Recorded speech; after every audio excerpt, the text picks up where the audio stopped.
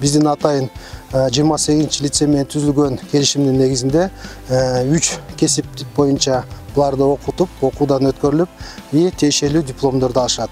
Бул кесиптер биринчиси газоэлектросварщик, ал эми экинчиси токар, ошол эле убакта үчүнчүсү бул электрик деген 3 кесипти 1 жылдык аскердик кызматта ушул 3 кесип боюнча дипломдорду алып чыгышат. Темирди иштетип атканда ысыган темирди колуңар менен кармабайсыңар, атайын кычкач менен кармайсыңар. Түшүнүктүүбү? Так. Электроддор агайыңар уже бантең даярдап койгон. Электроддорду кармап, прихватканы үйрөнөбүз. Ошо кызмат учурунда ушинтип кесиптик лицейге келип окуу үйрөнүп, бизге сертификат берилет экен.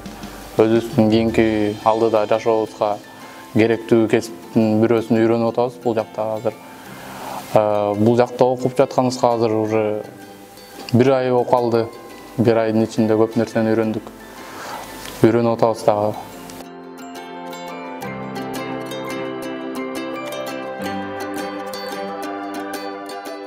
Негизгиси мына биздин ушу кошуна турган МЧСке 2 жылдан бери биргелешип, ушундай алып келген балдарга кошумча билим берип, ушул биздин балдар мынакей жакшынакай билим алып, ушул жерден сертификат алып, үйлөрүнө кийинки иштегенине багыт алып кетип атышат.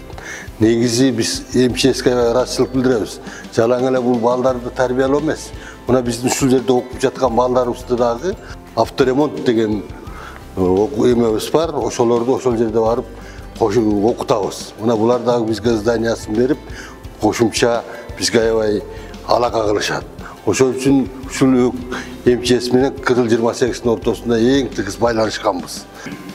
Бул жоокерлерде ошо МЧСтен келген балдардын жетишкендиктерин айтсак, бул дисциплинасы өзгөчө, айткандай, дегендей, ошо берген информацияны бат аябай жакшы сиңиришет. Ошо кыска мөөнөттүн ичинде Кудай буйруса ушу кесипти аркалап ийгиликтерди жаратат деген ойдомун.